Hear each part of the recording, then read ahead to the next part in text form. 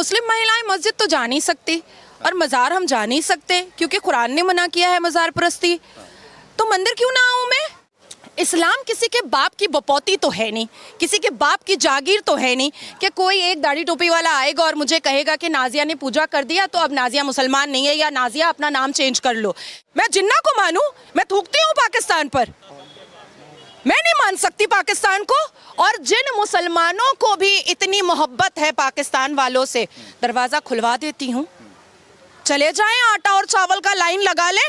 China इनका आका है, चाइना इनका अब्बा है पाकिस्तान का। जब चाइना में मस्जिदें तोड़ करके बाथरूम बनाया जाता है तब ये पाकिस्तान वाले भी चुप रहते हैं और असदुद्दीन अवैसी भी चुप रहते हैं। मुसलमान महिलाएं आज़ादी की का जश्न मना करके घुंघरू तोड़ रही हैं और मुसलमान पुरुष चूड़ियां तोड़ रहे हैं। समझ नहीं आ रहा है उनको। हाय अब क्या करेंगे, अब कैसे इनको टारगेट करेंगे, अब कैसे इनको हलाला करेंगे, अब कैसे इनको परफ्यूम लगाने पे प्रोस्टिट्यूट बोलेंगे, अब कैसे इन पर पाबंदियां लगाएंगे, अब 14 साल की बच्ची से निकाह का मजा कैसे लेंगे। तो चूड़ियां तोड़ने दीजिए ना, मजा आता है मुझे देखने में। भाई तू मेरी छाती मत देखना, तू मेरा चेहरा देखना। छाती क्यों देखता है?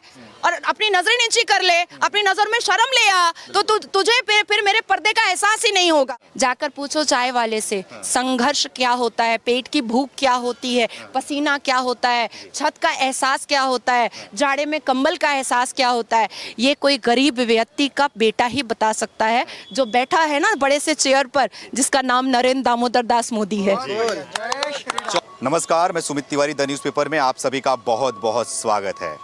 आज हमारे साथ बात करने के लिए एक बार फिर से नाजिया खान जी जुड़ गई हैं। इसके पहले इनका इंटरव्यू किया था जिससे आप लोगों ने बहुत प्यार दिया और आपकी डिमांड नाजिया खान यहाँ पे आई हैं। उनसे फिर से आज इंटरव्यू किया जाएगा, उनसे बात किया जाएगा कि देश में G20 समिट हुआ, सक्सेसफुल हुआ, जिसका असर पाकिस्तान में दिखाई दिया। और साथ ही बात करेंगे UCC यानी कि यूनिफॉर्म सिविल कोड पर। इन्हीं सारे मुद्दों पर बात करने के लिए हमारे साथ में जुड़ी है नाजिया खान जी। नाजिया जी, आपका बहुत बहुत स्वागत है एक बार फिर से। Thank you so much. आपका बहुत वीडियो वायरल हुआ था, बहुत लोगों ने प्यार किया, आपने कैसा लगा? बहुत अच्छा लगा।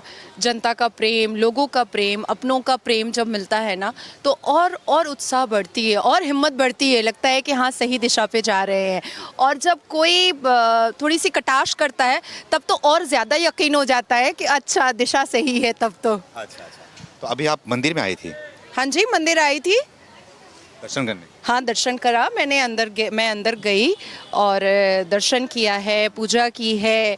बहुत अच्छा लगा, बहुत बहुत अच्छा लगा। इतना सुकून लग रहा है कि मैं आपको बता नहीं सकती हूँ। आपको तो लग रहा है, लेकिन एक दूसरी तरफ सुकून नहीं होता होगा। देखिए, अब मुस्लिम महिलाएं मस्जिद तो जा नहीं सकती और मज़ार हम जा नहीं सकते क्योंकि कुरान ने मना किया है मज़ार परस्ती, तो मंदिर क्यों ना आऊँ मैं? और मैं तो अल्लाह और भगवान के बीच में कोई डिफरेंसेस पैदा ही नहीं करती। और हमारे माँ बाप ने तो हमें ऐसी परवरिश नहीं दी है कि मैं जात पात, जाति, धर्म ये सब मैं मानूं। मैं तो बिल्कुल नहीं मान सकती ये सारी चीज़ें। इस्लाम में हराम है ना? किसने कहा? बोलते हैं इस्लाम में हराम है मूर्ति की पूजा करना। देखिए, इस्लाम में ये जो अल्लाह के मानने वाले जो अभी धर्म के ठेकेदार बनकर बैठे हैं वो तो चर्च भी नहीं जाते, पर कुरान में तो सूरह मरियम है ना। वो तो ईसा मसीह को कैंडल जलाने के लिए चर्च भी नहीं जाते, पर प्रॉफिट में तो ईसा मसीह भी है ना। तो क्यों नहीं जाते? फिर कुरान से सूरह मरियम हटा दिया जाए ना, क्योंकि सूरह मरियम तो पढ़ाया जाता है। और ख़ास करके मुस्लिम महिलाएं जब प्रेग्नेंट होती हैं तो उनको कहा जाता है कि सूरह मरियम पढ़ें ताकि लेबर पेन में आराम होगा। और भी बहुत सारी चीज़ें बताई जाती हैं। तो जब सूरह मरियम हम कुरान में पढ़ सकते हैं तो हम चर्च क्यों नहीं जा सकते हैं? और मैं कहना चाहती हूँ कि काफिर बोलना ना बंद कर दें ये धर्म के ठेकेदार, हिंदुओं को बंद कर दें। क्योंकि ये जो सनातन धर्म है ना, इसने हमेशा माफ़ी की बात कही है, इसने हमेशा अच्छाई की बात कही है, इसने हमेशा इंसानियत की बात कही है। जिहाद, तलाक, ये सारी बातें नहीं कही है सनातन धर्म ने। तो मैं क्यों ना मानूं इस धर्म को? और देखिए, इस्लाम किसी के बाप की बपौती तो है नहीं, किसी के बाप की जागीर तो है नहीं कि कोई एक दाढ़ी टोपी वाला आएगा और मुझे कहेगा कि नाजिया ने पूजा कर दिया तो अब नाजिया मुसलमान नहीं है या नाजिया अपना नाम चेंज कर लो। मेरा नामकरण करने वाले, मेरा नाम रखने वाले ये कौन नए लोग हैं? मैं तो इनको नहीं जानती। मेरा नाम मेरे माता पिता ने रखा है और इस नाम के साथ और इस इस्लाम धर्म के साथ मैं हनुमान मंदिर भी जाऊँगी, मैं शिव मंदिर भी जाऊँगी, मैं सब कुछ करूँगी, मैं गंगा स्नान भी करूँगी, सब कुछ करूँगी। मैं देखना चाहती हूँ कि वो कौन धर्म के ठेकेदार हैं जो ना कुरान मानते हैं ना और सिर्फ हदीस और जिन्ना के बनाए हुए 1937 के शरिया लॉ को मानते हैं। मैं क्यों मानूंगी? मैं नहीं मानूंगी जिन्ना के बनाए हुए 1937 के शरिया लॉ को, और मुझे कोई मानने पर मजबूर भी नहीं कर सकता है। मौलवी भी नहीं? मौलवी भी नहीं। मैं जिन्ना को मानूं? मैं थूकती हूँ पाकिस्तान पर? मैं नहीं मान सकती पाकिस्तान को। और जिन मुसलमानों को भी इतनी मोहब्बत है पाकिस्तान वालों से, दरवाजा खुलवा देती हूँ, चले जाएं, आटा और चावल का लाइन लगा ले। हिंदुस्तान में वंदे मातरम अगर ना बोल सकते हैं, हिंदुस्तान के नेशनल एंथम पर अगर खड़े नहीं हो सकते हैं, हिंदुस्तान के संविधान को अगर मुसलमान नहीं मान सकते हैं, तो आपके बाप की बपौती या अम्मा का जहेज नहीं है हिंदुस्तान। इस भूमि पर और इस धरती पर अगर रह रहे हैं, यहाँ से कमा रहे हैं, यहाँ पर सुरक्षित है, तो इस भूमि और इस धरती को सम्मान देना पड़ेगा, मान देना पड़ेगा, मर्यादा देना पड़ेगा। भारत में G20 समिट हुआ, सक्सेसफुल हुआ यहाँ पर, लेकिन इसका असर पाकिस्तान में दिखाई दिया। नरेंद्र मोदी सऊदी के प्रिंस से जब गले मिल रहे थे तो पाकिस्तान में एक तरफ पसीना छूट रहा था। कैसे देखते हैं इसे आप? देखिए, मुझे टारगेट करना आसान है। क्यों नहीं कोई फतवा अभी 24 घंटे में आया सऊदी के प्रिंस खुर्शीद साहब के लिए? क्यों नहीं फतवा आ रहा है दुबई के शहजादे के लिए? वहां तो 72 एकड़ की मंदिर बन रही है और गले मिल रहे हैं खुर्शीद साहब। अब बताएं, कोई फतवा बताएं, क्योंकि खुर्शीद साहब कभी भी हिंदुस्तान के मुसलमानों को मुसलमान मानते ही नहीं है। देखिए, मैं अपने 5 पुश्त के बारे में बता सकती हूँ, नाना नानी दादा दादी, पर क्या पता मेरा छठा पुश्त सनातनी होगा, क्या पता हम कन्वर्टेड मुसलमान होंगे। ये भी तो हो सकता है ना, क्योंकि 4,500 साल पुराना तो यही धर्म था ना। देखिए, हमने मैं केरला विजिट की थी 2019 में, टीपू सुल्तान के बच्चों को देखा बर्तन मांजते हुए। पश्चिम बंगाल और लखनऊ में देखा नवाब वाजिद अली शाह के बच्चों को पतंगे बनाते हुए 10 पैसा पर। औरंगजेब ने कई मंदिरें तोड़ी, ठीक है, सम्राट अकबर ने राजपूतों को मारा। सूर्य, उसकी पूजा करते हैं ना हम, चंद्रमा उसकी पूजा करते हैं ना, अग्नि उसकी पूजा करते हैं ना, मिट्टी उसकी पूजा करते हैं ना, पेड़ पौधे उसकी पूजा करते हैं ना सनातनी। सबको खत्म करने की हिम्मत है, ताकत है, करके दिखाए तो, करके दिखाए। तो क्या लग रहा है, ये पाकिस्तान का जो पसीना छूट रहा है एक तरफ, और दूसरा अपने देश में भी इसका विरोध किया जा रहा है। G20 सक्सेसफुल तो हो चुका, लेकिन उसकी जो निगेटिव बातें हैं वो सिर्फ दिखाई जा रही हैं भारत के अंदर भी। क्या कहेंगे इसके बारे में? क्या नेगेटिव बातें हैं, मुझे बताइए ना। अब बारिश हो गया, पानी भर गया वहां पर मंडपम में, बोल रहे हैं क्या मोदी जी का सारा जो पैसा खर्चा किया था सब दिखाई दे दिया इसमें। देखिए, हर इंसान के पास जब वो सुबह उठता है ना, तो उसके पास उसकी ज़िंदगी का एक होमवर्क होता है। मेरा होमवर्क होता है, मैं सुबह उठूंगी, योगा करूंगी, उसके बाद मैं रेडी होंगी, मैं कोर्ट जाऊंगी। तो उसी तरीके से यहाँ पर रहने वाले और पाकिस्तान में रहने वाले का एक होमवर्क है, मुंह से जहर उगलना। तो वो उगलते हैं, हमें उसके ऊपर सोचना है या हमें हमारे तिरंगे झंडे को चंद्रयान पर देखना है, चांद पर देखना है, सूर्य पे देखना है, ये देखना है। देखिए, भारत मंडपम में और G20 में जो तरक्की हम लोगों को मिली है, इस पूरे दुनिया के कैमरा के लेंसेज और सारी मीडिया इस दिल्ली में मौजूद थी, इस दिल्ली में मौजूद थी। इसके बारे में वो बात नहीं कर पाएंगे ना, क्योंकि यही जो खुराफात का चूरन वो देते रहते हैं, यही जो जहर उगलना है, ये आज से थोड़ी चल रहा है, ये तो आपका 1500 साल से चल रहा है। अच्छा, 1500 साल से चल रहा है। पाकिस्तान के लोग भी यही बोल रहे हैं ना कि हम भी परमाणु शक्ति हैं, हमें नहीं इनवाइट किया G20 में, बहुत गलत किया भारत ने। क्या कहेंगे फिर आप? देखिए, मैं इतना जानती हूँ कि शेर के झुंड में शेर रहता है, कुत्तों के झुंड में कुत्ता रहता है। क्या बात कह रहे हैं आप? बहुत बढ़िया। और मैं पूछना चाह रही हूँ कि आप पाकिस्तान के बारे में बार बार मुझसे पूछ रहे हैं। हमसे लिया हुआ भीख के कटोरे में वो जमीन चला नहीं पा रहा है, लोगों को वहां पर फाका कशी करवा रहा है, भूख मरवा रहा है, वहां पर छोटी छोटी बच्चियों को निकाह मुत्ता के नाम पर कंधे पे उठा करके बलात्कार कर रहा है, नौकरियां नहीं दे पा रहा है, फ्रांस से लेकर के सारे देश उनके पासपोर्ट को फेंक रहे हैं, उनका आना जाना बंद करवा रहे हैं। बड़े आए मस्जिदों में बम लगाते हैं, वहां कहते हैं मस्जिद अल्लाह का घर है। तो भाई, शियाओं की मस्जिद में बम क्यों लगाया? वहाबियों की मस्जिद में बम क्यों लगाया? अहमदियों की मस्जिद में बम क्यों लगाया? कुरान में कहा गया है कि फिरका परस्ती नहीं करनी है, सिर्फ एक कुरान को मानना है। तो ये होते कौन है फिरका परस्ती करने वाले? इन्होंने क्यों मस्जिदें तोड़ दी? अच्छा देखिए इनकी पार्शियलिटी पाकिस्तान की। जब चाइना इनका आका है, चाइना इनका अब्बा है पाकिस्तान का, जब चाइना में मस्जिदें तोड़ करके बाथरूम बनाया जाता है तब ये पाकिस्तान वाले भी चुप रहते हैं और असदुद्दीन अवैसी भी चुप रहते हैं। अच्छा, तो क्या लगता है आपको कि देश के अंदर अब फिर से विशेष सत्र बुलाया गया है मोदी जी के द्वारा? अब उसमें कहा जा रहा है कि यूनिफॉर्म सिविल कोड आने वाला है, उसके बाद से देश में कुछ लोगों की ना मतलब कि समझ जाओ अब हालत खराब होने वाली है। तो क्या लग रहा है देश को यूनिफॉर्म सिविल कोड की जरूरत है? मुसलमान महिलाएं आज़ादी की का जश्न मना मना करके घुंघरू तोड़ रही हैं और मुसलमान पुरुष चूड़ियां तोड़ रहे हैं। समझ नहीं आ रहा है उनको। हाय अब क्या करेंगे? अब कैसे इनको टारगेट करेंगे? अब कैसे इनको हलाला करेंगे? अब कैसे इनको परफ्यूम लगाने पे प्रोस्टिट्यूट बोलेंगे? अब कैसे इन पर पाबंदियां लगाएंगे? अब 14 साल की बच्ची से निकाह का मजा कैसे लेंगे? तो चूड़ियां तोड़ने दीजिए ना, मजा आता है मुझे देखने में। क्यों तकलीफ क्यों हो रही है? यूनिफॉर्म सिविल कोड अगर आ रहा है, देश है, एक कानून होना चाहिए, तो तकलीफ किस बात की? ये बोलते हैं कि हमारे शरीयत के खिलाफ है, हम इस्लाम के जो शरीयत हमारा बोलता है उसे मानेंगे, हम नए कानून को नहीं मानेंगे। देखिए मैं तो अल्लाह को मानूंगी, मुल्ला को नहीं मानूंगी। बात तो क्लियर है भैया। मतलब क्या? मैं मुल्ला को क्यों मानूं भाई? मैं अल्लाह की मानने वाली हूँ ना, मैं कुरान बंदे होते हैं की। मुल्ला। अच्छा सही में? फिर मज़ारे तोड़े? ये मज़ारे जो है वो तो कुरान ने मना किया है। मैं क्यों मानूंगी इनको? मैं इनको नहीं मानूंगी।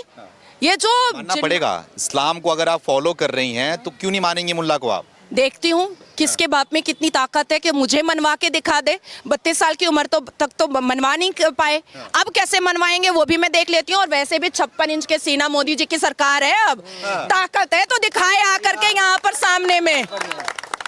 फतवा जारी हो जाएगा आपके खिलाफ? हो जाए। मेरे घर में नमाज पढ़ने से किसके बाप की ताकत है मुझे रोकने के लिए? मैं घर के अंदर रोजा रखूंगी, किसके बाप की ताकत है मुझे रोक देने के लिए? मैं घर के अंदर तहज्जुद की नमाज पढ़ूंगी, किसके बाप की ताकत है मुझे रोकने के लिए?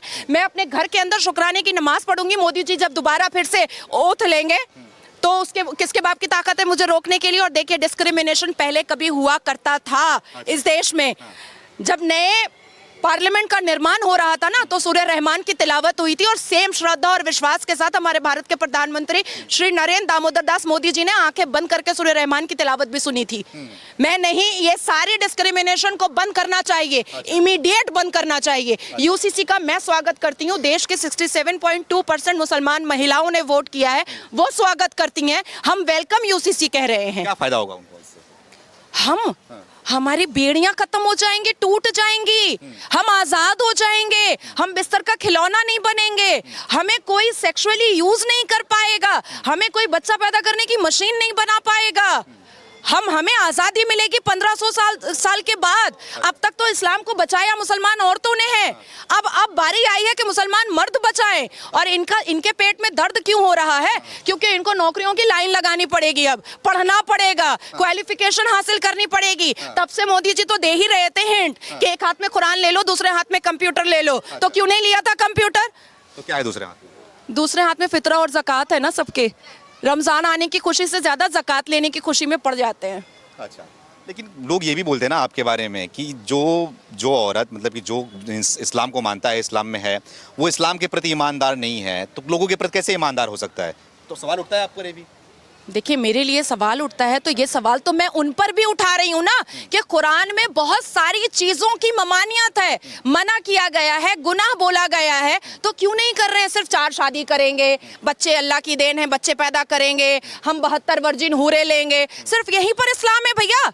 बाकी जो कुरान में 30 पारे में लिखा हुआ है उसको नहीं मानेंगे, उसको भी तो मानना चाहिए ना। तो ये तमाम मौलवी मुल्ला पहले खुद कुरान अच्छे से पढ़ें, जिन्ना के बनाए हुए शरिया लॉ को कूड़े में फेंकें, पहले कुरान पढ़ें अच्छे से, कुरान की बातों को मानना स्टार्ट करें, फिर अपने आप हम इज्जत दे देंगे। तो आप बोल रही हैं कि 72 हूरे के बारे में बात कर रही हैं, क्या होता है 72 हूरे? थोड़ा यहाँ पे लोग खड़े हैं, उनको समझाइए कि 72 हूरे का मतलब क्या होता है। देखिए अगर मान लीजिए मैंने आपको कन्विंस कर लिया, कन्विंस करने के बाद मैंने आपको इस्लाम कबूल करवा दिया, तो अल्लाह की नज़र में और प्रॉफिट मोहम्मद सल्लल्लाहु अलैहि वसल्लम की नज़र में मैं बहुत अच्छी मुसलमान हो गई। अब अगर मैं मर्द होती, क्योंकि मैं औरत हूँ इसलिए मुझे जन्नत में भी कुछ नहीं मिलने वाला है, अगर मैं मर्द होती तो मुझे खूबसूरत तराशी हुई 72 वर्जिन हूरें जिसकी वर्जिनिटी ब्रेक नहीं हुई है, वर्जिन हूरें मुझे आसमान पर मिलेगी, 135 फुट की होगी, जिससे जो छीकेंगी तो नहरें बनेंगी, थूकेंगी तो चश्मे बन जाएंगे। तो ये सारी ठरकबाजियां जन्नत में होंगी। मतलब धरती तो गंदा करके रखा ही है बच्चे पैदा कर करके, अब जन्नत में भी ठरक और बच्चे पैदा करने का इनको बहुत शौक है। सही बात। तो क्या इसमें क्या दिक्कत है? अगर कोई बोल रहा है, कोई मुसलमान भाई हमारा बोल रहा है कि हमें 10 बच्चा चाहिए, तो उसमें तकलीफ क्या है? क्या किसी को तकलीफ होगी? आपको ऐसा लगता है आपके 10 बच्चे हो जाने चाहिए? मुझे तो नहीं लगता। तो फिर आप कैसे सोच रहे हैं? आप इंसान है ना, वो उसकी सोच है ना, सामने वाले की सोच है। तो उस सोच को तो बदलनी है ना। देखिए हमारा तो इस्लाम भी मॉडिफाई हुआ है, तौरात, ज़बूर, बाइबल, इंजील, तब कुरान आया है। तो मॉडिफिकेशन तो कुरान आने से पहले हुआ है। तो आज अगर यूसीसी के द्वारा मॉडिफिकेशन आ रहा है इस्लाम धर्म में, तो इसमें प्रॉब्लम कहाँ पर है? प्रॉब्लम यहाँ पर है कि 4 शादियां बंद हो जाएंगी। अब देखिए फिर वही ठरक आ गया ना, फिर मैं बोलूंगी लस्ट। अरे खुदा से मोहब्बत करो, जिस्मों से लस्ट रखना छोड़ दो। यही तो समझाने की कोशिश की जा रही है ना। भारत के प्रधानमंत्री क्या कह रहे हैं कि अल्लाह के मानने वाले, अल्लाह ने कहा है इल्म मानो। अब नाजिया ने पढ़ लिया तो नाजिया आवारा हो गई, नाजिया ने पढ़ लिया तो नाजिया खराब हो गई, नाजिया ने पढ़ लिया तो नाजिया भाई अब मुसलमान ही नहीं रही। भाई अगर मुझसे बात करनी है इस्लाम के बारे में, तो मैं आपको कह रही हूँ कि मैं बमायने वाला कुरान हाथ में बिना लिए हर एक सवाल का जवाब देने को तैयार हूँ। अच्छा, जब आपने कुरान पढ़ा है, इस्लाम को मानती हो, बुर्खा नहीं पहनती आप, हिजाब नहीं पहनती आप, तो बोलेंगे सच्चे मुसलमान कर लेना आप भी, और जिनके फेवर में आप बात कर रहे हैं उनको भी कहिए कि शर्म और लिहाज अपनी आंखों में रख ले, मुझे नकाब पहनने की जरूरत नहीं पड़ेगी। बहुत बढ़िया। अच्छा, ये तो गलत है बात। अगर आप इस्लाम को फॉलो कर रही हो, अगर आप मस्जिद में जा रही हो, नमाज पढ़ रही हो, तो उनकी बात, जैसे कि आप मंदिर में, सब हम लोग हैं मंदिर में जाते हैं, पुजारी की बात मानते हैं, पुजारी जो बोलता है हम वो करते हैं ना, तो मौलवी जो बोलता है आपको भी करना चाहिए वो चीज़ें। आपके पुजारी ने अभी मुझे मना नहीं किया मस्जिद में एंटर करने से, आपके मंदिर में एंटर करने से। आपके पुजारी ने अभी नहीं कहा दुपट्टा कहाँ है, पर्दा कहाँ है। आपके पुजारी ने ये सारी चीज़ें मुझसे नहीं पूछी, सिर्फ मेरी श्रद्धा देखा, मेरा विश्वास देखा, मेरी आस्था देखी, मेरे आंखों में इज्जत देखी कि इस मंदिर में एंटर करते वक्त मेरी आंखों में बहुत श्रद्धा और विश्वास था। तो बाकी चीज़ें तो उनके नज़रों में कुछ मुझे वैल्यूबल लगी ही नहीं। उनकी नज़रों में सिर्फ मेरा श्रद्धा ही वैल्यूबल था। लेकिन अभी मैं मेन स्ट्रीम मीडिया में जब खड़ी होती हूँ, तो क्योंकि मैं कोर्ट के ड्रेस में होती हूँ, तुम्हारा पर्दा कहाँ है? भाई तू मेरी छाती मत देखना, तू मेरा चेहरा देखना। छाती क्यों देखता है? और अपनी नजरें नीची कर ले, अपनी नजर में शर्म ले आ, तो तुझे फिर मेरे पर्दे का एहसास ही नहीं होगा। देखिए पाखंडियों की फौज को अब खत्म करने का वक्त आया है। अच्छा, तो क्या जो बुर्खा पहन रही हैं, जो हिजाब पहन रही हैं, उनको रोक लोगे आप? चेंज अवेयरनेस बहुत जरूरी है।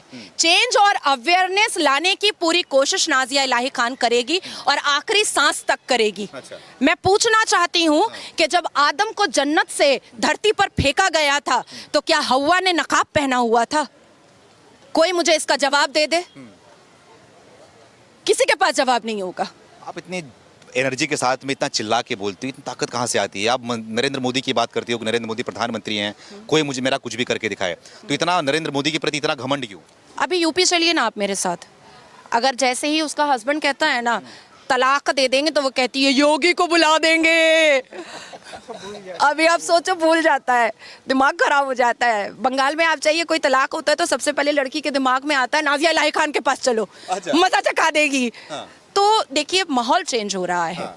सिनेरियो चेंज हो रहा है। मुस्लिम लड़कियों के ऊपर जो अत्याचार होता आया है, मुस्लिम लड़कियों के साथ जो कुप्रथाओं की मुस्लिम लड़कियां शिकार होती आई हैं, उससे बाहर निकलने का वक्त आया है, उससे आगे बढ़ने का वक्त आया है। मैं चाहती हूं कि मेरी कम्युनिटी की मुसलमान लड़कियां पढ़े लिखे शिक्षित हों, वो भी इसरो में काम करें, वो भी इंजीनियर बने, वो भी डॉक्टर बने, वो भी सुप्रीम कोर्ट में जाएं, वो भी चिल्लाएं, वो भी रोड पर कहें कि मैं आज़ाद हूँ। मैं ये चाहती हूँ। ये है असली आज़ादी। सही बात भैया, ये है असली आज़ादी जो बहन ने कहा है। तो मैं तो इनको सुनता रहता हूँ। आज हनुमान मंदिर प्रांगण में मैंने देखा, और ये बड़ा सिद्ध मंदिर है। इनका भी सौभाग्य है यहाँ आना।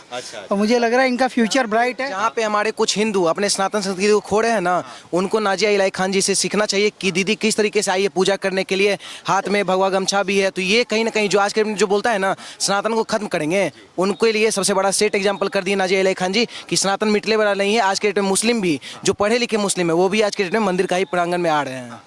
आखिरी सवाल आपसे ये है, मैं भूल गया सवाल करना आपसे कि स्टालिन का वीडियो अपना आप वीडियो देखा होगा आपने, उनका स्टेटमेंट देखा होगा।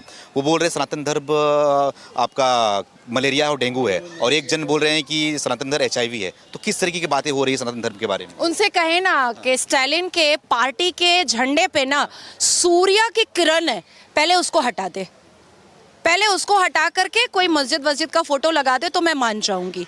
दूसरी बात मैं ये कहना चाहूंगी कि सनातन के मानने वाले उनका जो विश्वास होता है वो बहुत अटल होता है। तीसरी मैं बात बताऊंगी कि मेरी माँ इटली की नहीं है, फॉरेनर नहीं है, ठीक है।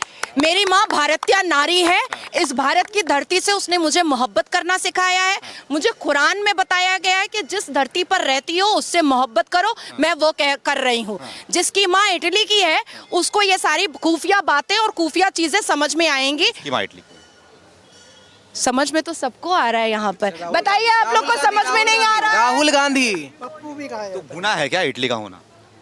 देखिए हिंदी बोलना तक नहीं आया। अरे रे रे रे रे रे रे, दिमाग तो चेंज करना चाहिए ना।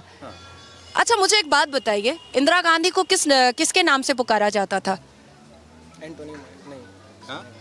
इंदिरा गांधी ना, पति कहाँ गए? सोनिया गांधी को किसके नाम से पुकारा जाता है? एंटोनियो माइनो।